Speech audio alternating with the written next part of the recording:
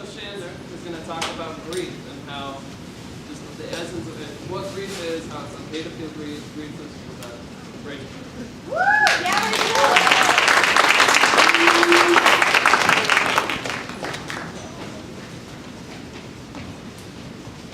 My name is Rachael Rousseau-Shander, and I'm here to talk to you about grief. Now, I've been interested in grief quite some time, and in my interest, I reflected a lot. When I was 5 years old, I lost my mother to cervical cancer. And it was a very hard loss, as one may assume. My dad really wanted the family to have the right resources to properly grieve the loss, and so he sent the family to grief counseling. But while my dad and my brother left in a year, give or take, it took me twice as long to leave grief counseling. And that's because I didn't understand what grief was. I didn't understand that it was okay, and in fact necessary.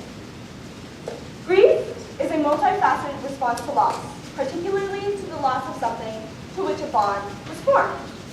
It's a very normal process. And as I said, I've been researching grief for quite some time.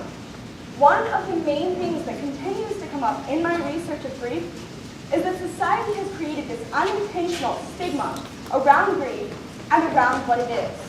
Society doesn't understand grief. They don't know what it is or what it means or that it's okay. You see, society has placed this idea on people that if someone is to grieve and cry too much about a loss and be super upset, then they're weak and they just want attention. Or if they're to not care enough about a loss and they don't show their attention to that loss, then they're heartless. So there's this problem with finding a balance in grieving, but that's not how it should be, because each person grieves differently. In my research in grief, I've also talked to a few experts. One of the experts I talked to is named Rabbi Anat Moskowitz. She specializes in grief both within religion and outside of it, and she explains herself as having been in the death business for a long time. When I asked her her definition of grief, she said that grief is weaving a loss into the fabric of your life in a way that you can function. So, by a show of hands, who here has ever lost something? It doesn't have to be a person. It can be a favorite toy, your left shoe, your right shoe, a ball.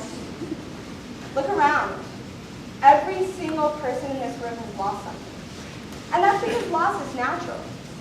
Now, by a show of hands, who here was upset, sad, or angry at this loss? Felt any negative feelings? Look around again. Every single person in this room raised their hand for both of their questions.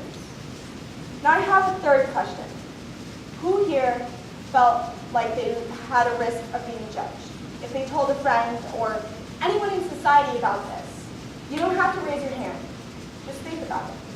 Who felt like if they explained their loss and how they felt about that loss, they would be judged by someone, anyone?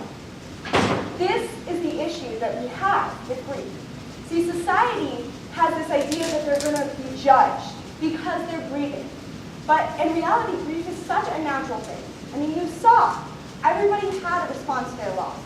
And everybody felt something in response to that loss. But how you deal with it is completely up to you. So why am I here? It's not just to tell you about the definition of grief. I'm here because I know that I am not the only person who's been victim to the misconceptions of grief. I'm here because I know how strong a tool grief can be, and I know what it can do when it's embraced. So let's start off with something simple. Religion. How does grief play into that? Well, most grief processes basically originated from religion, and it plays a huge role in it. When you think about the idea that when someone passes on, they go to either heaven or to hell, most people think of Christianity. And that belief helps to define Christianity and helps to contribute to the identity of what Christianity is. And that's true for other religions. Judaism, for example, has a process called the yard site process. And in this religion, if anybody knows it, the mourner says a prayer for a year, the same prayer every single day, consecutively, for the person that they're mourning for. And this, again, contributes to the identity of their religion. Because you see, without the belief of heaven and hell and the idea of the yahrzeit, religions would be completely different. Let's take it one step further, though. Beyond identity, what does grief do? Well, let's go back to Judaism. In Judaism, the yahrzeit prayer has to be said with something called a minyan. A minyan is a group of 10 or more people. And this is a requirement for every single prayer in the Jewish religion. Everything has to be said with more than one person. So now the grieving processes aren't just contributing to the identity, but they're forcing people to be brought together, to eventually collaborate and therefore innovate.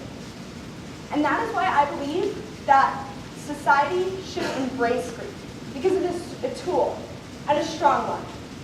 Yes, there could be negatives to this, where you tell your friend that you lost your shoe, and that you're really upset, and your friend just makes fun of you for it.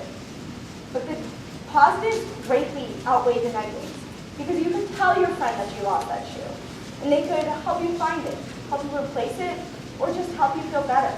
And while not everything can be replaced or found, it's a start, and a strong one at that. Grief is a tool, and it's extremely strong.